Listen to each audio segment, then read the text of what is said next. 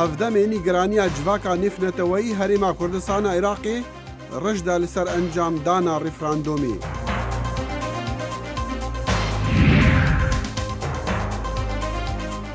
لە کەرکووکێ پارێزگەها جیهێنا کۆکیان کوردên piştevanên rêferandûmê çalakiyan dikin. û çar rojan piştî erdheja bihêz li Meksîko tîmên hawarçonê li qurbaniyan digerin.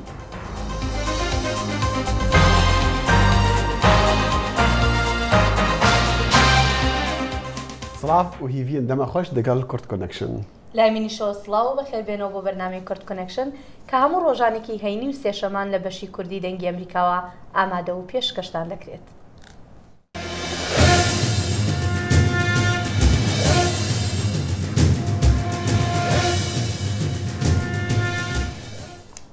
ئەنجومەنی تەنەهەیە نەتەوێنی گرتی دوه خەماخوا نیشاندا لە هەمبەر ڕێفراندۆمە هەرێما کوردستانە عێراقی و دibêje ئەو wê karîgeriyê bike ser tenahiyê û li heman demê ku Amerîka, Iraq û hevsûnûrên wê dijatiya vê dengdana herêmê dikin, rêberên Kurdan rijdin ku ew ji biryara encamdana rêferandûmê peşîman nabin.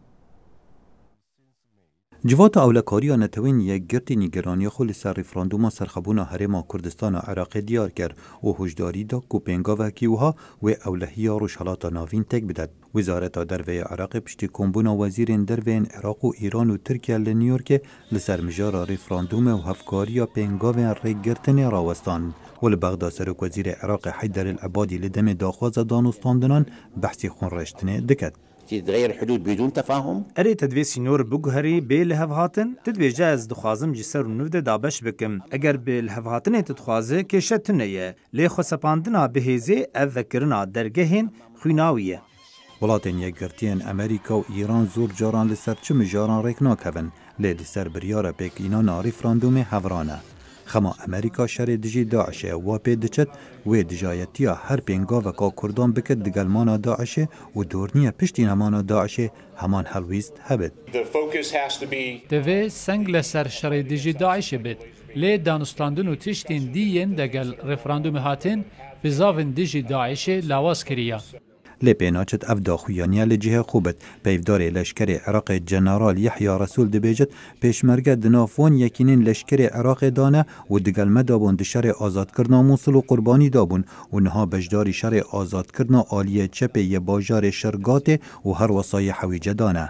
Civata awlekariya niştimaniya Tirkiye derbareyê rêferandûma çaverêkiriya herêma Kurdistanê kombûn lê bironî diyar nebû wê çi cûre bersif hebin. Profîsorê zanîngeha Kader Has Ehmed Qasim dibêjitin digel bûçûnên cuda lê tevaya prosa rêferandûmê nîgeraniya bû Tirkiye.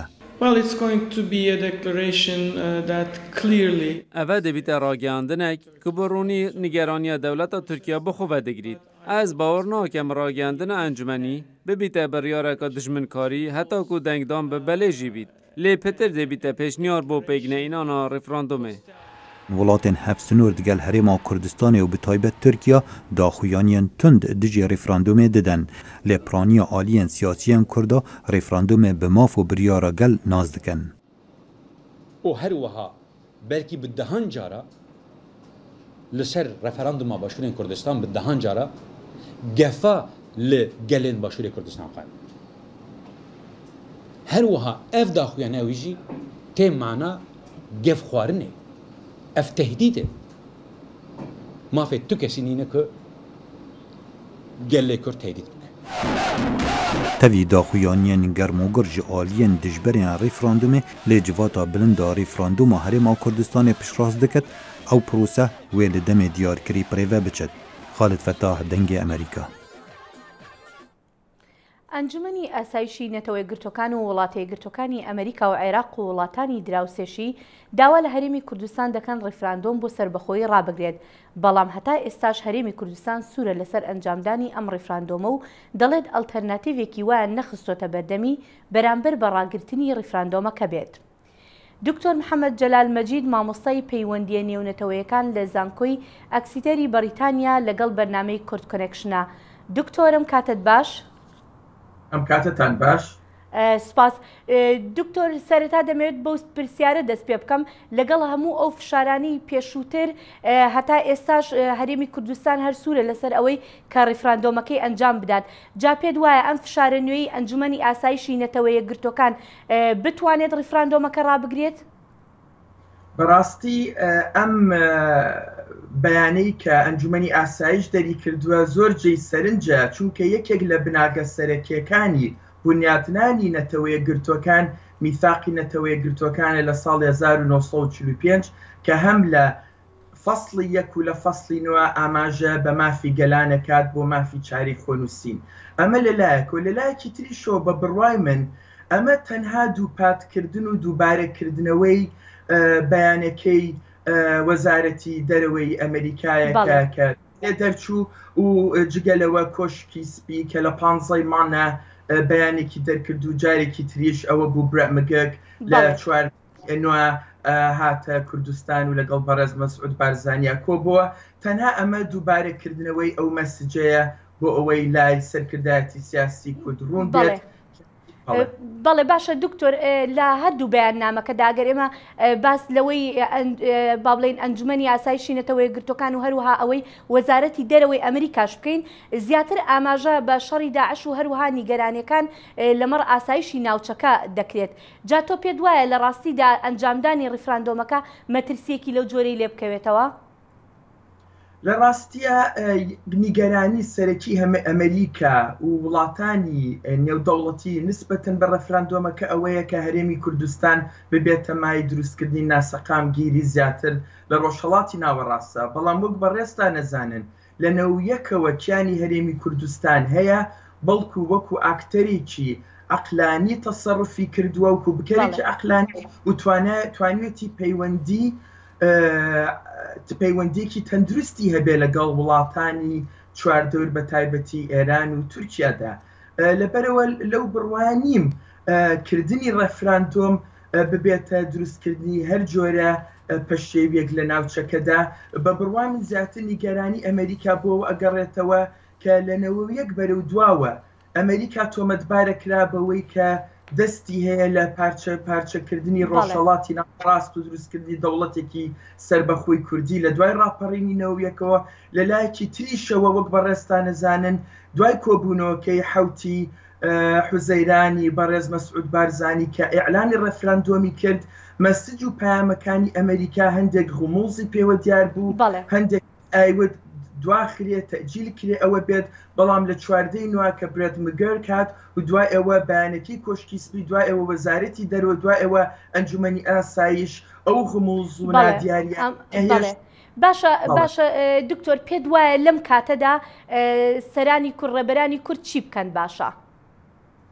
بەڕاستی ئیستش ئەکەوێتە سەر ئەوەی کە ئایا چ جۆرە پاکیجێک پێشکەش بە سەرکردایەتی سیاسی کوردە ئەدرێت بەرامبەر ئەم نەکردنی ئەم ڕەفراندۆمە بەڵام لە عینەکانی گەرانێکی گەورەم هەیە من بەڕێستان شارەزای مێژوون ئاگادارن لە ساڵی 1924 عوسبەت الئومەم کە ئەو کاتە جێنەتەوە یەکگرتوەکان بوو لە جنێکی باڵای نارد لە دیپلۆماتێکی سویدی دیپلۆماتێکی بەلجیکی و دیپلۆماتێکی هەنگاری بۆی بزانێ ئایا ویلایەتی مووسڵ دەیە ببێ بە بەشێک لە عێراق یان بەشێ لە تورکیا زۆربەی خەڵکی ئەو کاتە وتیان حەزمان لێنێ ببین بە بەشێ لە هیچ ئامیان بەڵام عێراق هەڵە بژێرین بەڵام بەو شەرتە ویلایەتی مووسڵ نێرا بە عێراقەوە کە مافی کورتیانە بچەسپێ و ئەمە بە قەرارێکی عوسبەت الئومەم چەسپێنرا بەس ئایا بەڕێز تەزانی لە 2026ەوە گەلی کورد چەندین مەینەتی بەسەر هاتووە ئایا بڕیارێکی تری لەو جۆرە یان بەڵێنێکی تر لەو جۆرە ئەکرێت سەرکردایەتی سیاسی کورد ئتمئنان بکە کە نەکردنی ڕەفراندۆم مافەکانی دابینەکات ئەمە بەڕاستی جێنی گەرانی هەموو کەسێکە. بەڵێ ماوەکەمان هەر ئەوە نەبوو دکتۆر زۆر سپاس بۆ ئەم دەرفەتە. زۆر سپاس بۆ بەڕێزیشتان. سپاس دەکەین. بەڵێ لە هەرێمی کوردستانی عێراق کەرنەڤاڵ بۆ پشتیوانیکردن لە ڕیفراندۆم بەردەوامەوە لە هەمان کاتیشدا بزوتنەوەی نەخێر لە ئێستادا هەڵمەتەکانی خۆیان ئەنجام دەدەن. لە زۆربەی شار و شارۆچکەکانی هەرێم کەرنەڤاڵی پشتگیریکردن لە ڕیفراندۆم بەردەوامە کە لەلایەن دوو پارتە دەسەڵاتدارەکەی هەرێم و هەندێک حیزب و لایەنی ترەوە کەرنەڤاڵەکان بەڕێوە دەبرێن و بەشداربووانی کەرنەڤاڵەکان بە حەماسەتەوە چاوەڕوانی ڕۆژی 25 ئەیلول دەکەن بۆ دەنگدان بە سربەخۆیی کوردستان.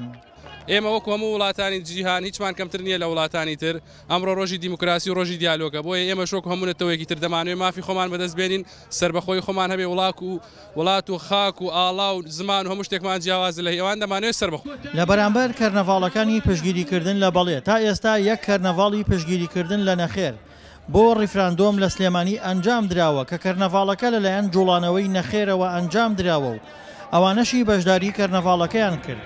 گەندەڵی و خراپ بەڕێوەبردننی هەرێم لەلایەن دوو پارتە دەسەڵاتدارەکەەوە بە پاساو بۆ دەنگدانیان بە نەخێر دەهێننەوە. کچتە قاڵبی گێلێتیوە کە ئێمە بڵێن بەڵێ بۆکێ بەڵێ ئەم میلەتە کەسێکیوێ وەکو جیڤارە ئەم میلەتە برسی هەموو شتێکە پێویستی بە کەسێکە بیبا بەڕێوە پێویستی بە کەسێکە داگۆکەکانی مافی بداتێ نەک لەوەی ئیسا قسەکە و شەو بڕۆنە گیانی بیکوژن ڕێگەی ئازادی ئەمە نییە بەدەم بڵێ ئازادی لە ژێر ئاڵای ئەم کوردستانە هەر هەمومان بووین بە بۆرما.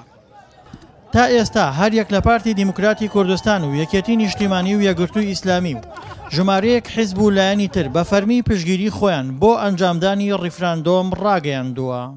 عقلێتی حکومڕانی لە عێراق هاوبەشی قبول ناکە و شەراکەت قبول ناکە بۆیە گەڕکی کوردستان بڕیاریان داوە بە شێوەیەکی ئاشیانە بڕیار لە چارەنووسی خۆیان بدەن و پێمان وایە ئەم کاتێکی لەبارە لەو ڕۆژەوەی کە پەرلەمان کارا کراوەتەوە و بڕیاریشی تیاوەرگیراوە قاعدە و قەواعد و سەرکردایەتی یەکێتی نیشتیمانی کوردستان بەو پەڕی بێدوودڵیەوە لەگەڵ پرۆسەی ڕیفراندۆمایە. هەر یەک لە بزوتنەوەی گۆڕان و کۆمەڵی ئیسلامی کە ململانەی دوو پارتە دەسەڵاتدارەکەی هەرێم دەکەن تا ئێستا بە فەرمی پشگیری خۆیان بۆ نەخێر یاخود ڕیفراندۆم دووپات نەکردوتەوە و جەماوەرەکەیان بەشداری کەرنەڤاڵەکان ناکات. بۆیە لە ئێستادا شاسوار عەبدولواحیدی خاوەنی گروپی کۆمپانیەکانی نالیا بە فەرمی دەیەوێت ڕێبەرایەتی جوڵانەوەی نەخێر بۆ ڕیفراندۆم بکات. لەبەرەوەی ئێمە پێم وایە ڕیفراندۆم بۆ دروستکردنی دەوڵەت نییە. ئێمە پێم وایە ڕیفراندۆم بۆ شاردنەوەی کۆمەڵی کێشەی ناوخۆیە کە ئەیانوێ سەرنج لەسەر و کێشە ناوخواانە لابرن و کێشەیتر بۆ خەڵکی دروستکەن تاوکو خەڵکی سەری نەپەرژێتە سەر کێشە ناوخۆکان و پێمان وایە ئەو کەسانی کە بانگەشەی ڕیفراندۆم دروستکردنی دەوڵەت دەکەن دانوێت لەسەر کورسەکانیان بمێننەوە و لە پێناو ئەوەدا هەموو شتێکەکەن لە نێویشیادا دروستکردنی کێشە و تەنانەت خوا نەخواستە ڕەنگە شەڕش. ڕۆژی 25 ئەیلول وادەی ڕیفراندۆم تەنها 3 ڕۆژی ماوە بەڵام تا ئێستا بەشێکی زۆر لە دانیشتوانی هەرێم دوودڵن لە ئەنجامدانی ئەو پرۆسەیە گەرچی حیزبەکان سوورن لەسەر ئەنجامدانی. دڵشادەنوەر دەنگی ئەمریکا پارێزگایی کەرکووک. و هەرنەها لە پایتەختی هەرێما کوردستان عێراقی لە هەولێرێ کەرنەڤاڵا داوی یا پشتەڤانیا ڕیفراندۆمی تیکردن ڕاستەوخە نەها بسکایپێت دیگەلمە ئەحمەد زیباری. ئەحمەد چێ دەبێتن تو لە جێ وەی کەرنەڤاڵی ئەحمەد ئەسیفیدارم دەنگی مەبگاتتە دیارە سکایپیمە دیگەل ئەحمەد پەیوەندیامان نەگەلکی باشە لور کێشەیە ئەنتەرنێتی هەیە و لێ دەمێک و خەڵک لور خۆ پیشاندانان دەکەش بۆ پشتەوانیە خەڵکی و پشتەوانیا ڕیفراندۆمی دیکن گورد بنا سەر یان ستادیۆما ماجێر و شاهیان دیکن تێگوتن و سەرۆکی هەرێمیژی مەسعود بارزانی بێ گوتارێکی ji بۆ خەڵکی بخوینە لێ هەولێری و کەرنەڤاڵا داوی تێکردن هەفدەم لە چەندین باژارên دیên کوردستانی و لە وڵاتên وەکە فەرەنسا و فەنلەنداژی پشتەوانên ڕیفراندۆمê çalakiyên xwe didۆmînin. Sê roj ji bo vê dengdana Herêma Kurdistana Iraqê mane xelkê wê biryarê bide ka welatê serbixwe divê yan helbet rêxistina proseyê dengdanê erkê komisyona bilind a helbijartina bû gelo çend wan amadekarî kirine berî em bêne stûdiyê em bi Skypê digel birêz Şîrwan Zirar axiftin ku peyvdarê komisyonê ye. ئێمە دیارە سەرجەم ئامادەکاریەکانمان کردووە دەتوانم بڵێم بەشی هەر زۆری ئامادەکاریەکان بە خۆشحاڵیەوە تەواو بوون. ئێمە لە خۆناغی کۆتاییدان تەنها ماوە ڕۆژی دەنگدان کەوا بڕیار لە 25 مانگ جێبەجێ بکرێت. باشە لە هەرێمەکانی کە کێشەدارن لە نێوان هەرێم و بەغدادا عێراق یان حکوومەتی عێراقی دەڵێ کە لەو هەرێمانە ڕیفراندۆم ناکرێت لە ڕەنگەی ئێمە وەکو هەرێمی کوردستان ناوچە کوردستانەکەن دەرەوەی هەرێم بەشێکن لە خاکی هەرێمی کوردستان و بەشێکن لە کوردستان بەڕاستی بۆی ئێمە لەو ئامادەکاریکە کردومانە سەرجەم ئەو ناوچە کوردستانەکانی دەرەوەی هەرێم کە پێی وتی مادەی سنووری مادەی 140 ئەوەی کە بە واقعیتر بڕێن لەژێر دەسەڵاتی حکوومەت هەرێمی کوردستاندا لەژێر دەسەڵاتی پێشبەرگەدا ئێمە سەرجەم ئامادەکاریەکانمان کردووە و ئێمە حسابی ئەومان کردو لە هەرێمی کوردستان نزیکەی 7000 وێستگەی دەنگدانمان هەیە لە ناوچە کوردستانەکانی دەرەوەی هەرێم نزیکەی 5000 وێستگەی دەنگدانمان هەیە. کاک شیروان دەنگدان بۆ ڕیفراندۆم بە هەمان شێوەی دەنگدانی هەڵبژاردنەکان دەبێت کە هەر کەسێک لە سنووری هەرێمی خۆیان دەنگ بداتن کە ناوی هەیە لە بنکەکە دەنگدانی ئێمە تۆماری دەنگداران کە بەکاردێنین ئەو تۆمارەیە کە لە 2013 بەکارهاتەوە بۆ عێراق کەواتە ئەو بەڕێزانەی کە پێش دەنگیان داوا دەتوانن لە هەمان شوێنی دەنگدانی خۆیان دەنگ دێنەوە لەنا کەسانێک نەبێت کە لەسەر داواکاری خۆیان داوای ئەویان کردووە کە شوێنی خۆیان بگۆڕن. باشە ئەوانەی کە مافیان نەبوو لە کاتی خۆیان هەڵبژاردنەکانی عێراق دەنگ بدەن لەبەر بابەتی عمریان ئێستا عمریان گەشتوتە حەدی ئەوەی کە مافی دەنگدانی هەبێ ئەوە چیتان کردووە ئەوە چۆن ڕێکتان خستووە؟ هەر بەڕێزێک کە تەمەنی تاکو ڕۆژی دەنگدان دەگاتە 28 ساڵ مافی ئەوەیە کە بەشداری بکەن لەم ڕاپرسێدا بۆی ئێمە هەر کەسێک کە داواشی نەکردبێت ئێمە ئەرچی ئێمەیە کە ناو حسابی ئەو بکراوە کە تۆماری دەنگدەران ئۆڕەدی ناوەکەی خۆی هەیە لە تۆماری دەنگدەراندا و زۆر ئاسایە دەتوانێت دەنگەکەی خۆی بدا لە 25 نۆ. ئەی بۆ کوردانی دەرەوەی کوردستان لەڕێی سایتی کۆمیسیۆنی باڵای هەڵبژاردن و ڕاپرسی لینکێکمان داناوە ئەو بەڕێزانی کە لە دەرەوەن ئەوانی کە خاوەنی فۆرمی خۆراگرین دەتوانن ڕاستەوخۆ لەڕێی ڕێگەزنامەکەی خۆیان پێشکەش بکەن لە دوای ئەوە دەتوانن سەرتا خۆیان تۆمارکەن کە خۆیان تۆمار کرد لەڕێی ئەو داتابیسێک هەمانە چێکی ڕێگەزنامەکەیان دەکرێت ئەگەر لەڕێی ئەلکترۆنیەوە زانرا کە ئەو ڕێگەزنامە ئەولیاتی هیچ کێشەیەکی یاسایی نییە ئەو بەڕێزانە دەتوانن دەنگی خۆیان بدەن هەلێرەشەوە لەڕێی بەڕێزان داوا دەکەین لە سەرجەمە دەرەوە دەژن ڕۆژانی شەمە یەکشەمە دووشەمەواتە 23 مانگ 24 مانگ 25 مانگ لەڕێی سایتی کۆمیسیۆنی باڵای هەڵبژاردن و ڕاپرسی بەشداری بکەن و دەنگی خۆیان بدەن و بەشدار لە پرسە نیشتیمانیانەدا ئومید دەکەین کە هەموو لایەکمان پرسەیەک پێشکەشکەین کە ئاسی چاوەڕوانی هەموو چاودێری ناخۆنی دەوڵەتەکاندا بێت کە چاو لەسەر پرسی ڕاپرسی لە هەرێمی کوردستان. شیروان زرار وتەبێژی کۆمیسیۆنی باڵای هەڵبژاردنەکان زۆر سوپاس. سەبارەت بە ڕیفراندۆمی هەرێمی کوردستان بۆ سەربەخۆیی ژمارێک لە کوردەکانی دەڤەری واشنگتنیش بیر و ڕای خۆیان دەردەبڕن. ڕەوەندی کوردی لە ئەمریکا وە کوردی نیشتەجێ هەر وڵاتێکی دیکە بە سەنگەوە لەو ڕێفراندۆمە دەڕوانن کە بڕیارە چەند ڕۆژێکی تر بە ئەنجام بگەێنرێت هەرچەندە لە واشنگتن لێدوانی فەرمی حکوومەتی ئەمریکا تا ڕادەیەک هەڕەشە ئامێز بوو داواش دەکات ڕیفراندۆم دوا بخرێت. ئەمە بۆ کێشەیەکی نەتەوەییە و ڕاپرسیەکە بۆ ئەوەی تۆ بڕیاربەی لەوەی ئایا کوردستان یان دەوڵەتێکی سربەخۆت ئەوێ یان نا بێگومانیش من ڕام لەگەڵ ڕێی بەڵێایە و دەنگیش بە بەڵێ ئەدەم. ئەم داخوازش وڵاتی ئەمریکەتکن ئەمریکا پشتەوانیا کووردا کرد و کورد گەهنە مافی خۆی ڕەوە وەکی هەر میلەتێکی دنیای. زۆرترین ڕەوەندی کوردی لە ئەمریکا لە شاری ناشڤیلی ویلایەتی تێنسیە لە سەنتەری سەلاحەدین کە کوردەکانی تیا کۆبێتەوە خەریکی بەڕێوەبردنی داخوازی نامەیەکن بۆ سیناتۆر و کۆنگرێسمانی ویلایەتەکەیان تاوەکو پشتیوانی ڕیفراندۆم بکەن.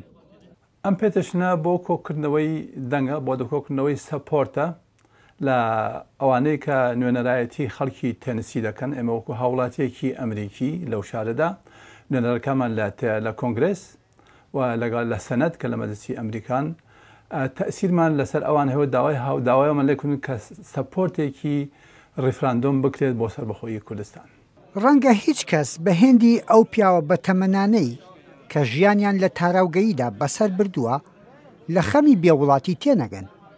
خۆوتەنی هەرچیکیان بەدەستەوە بێ دەیکەن بۆ خەونێک بوون بە دەوڵەت کە خەونی هەزاران کورد بووە کە بەو هیوایەوە سەریان ناوەتەوە. بۆ حکوومەتێت ببین دەولەت جادی جێ خۆدات وەفانێ خۆدات ئەرسا ئاخاخوا ما بس حكومات بدام همي وقتها بدست خوابي اسیم زاد کن بو سرخوا بینی بو دولت بینی کو ظلم غلمتی کردی تعدا والما کرداتی کرد لا بو هندیم زاد کن هیچ وڵاتێک بە فەرمی پشتیوانی ڕیفراندۆمەکەی کوردستانی نەکردووە.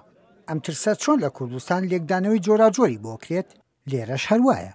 خەونێکە بۆ هەموو کەسێک کە بێتە دی وڵاتمان ببێتە وڵات بتوانین بچین سەردانی بکەین وەکو خەڵکانی کە بە ئازادی.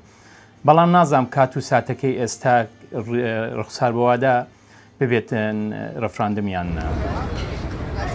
کاتێ ڕای فەرمی حکوومەتی ئەمریکا لەسەر ڕیفراندۆمەکەی هەرێمی کوردستان تونترە بێتەوە. لە بەرامبەردا بانگەشەی ڕیفراندۆم لە هەرێمەکە لە گەرم و گوریدایە.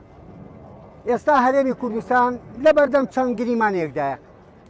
بەڵام گریمانەی دوانەخستنی ڕیفراندۆم گریمانە بەهێزەکەیە. یەحیا بەرزنجی دەنگی ئەمریکا، واشنگتن.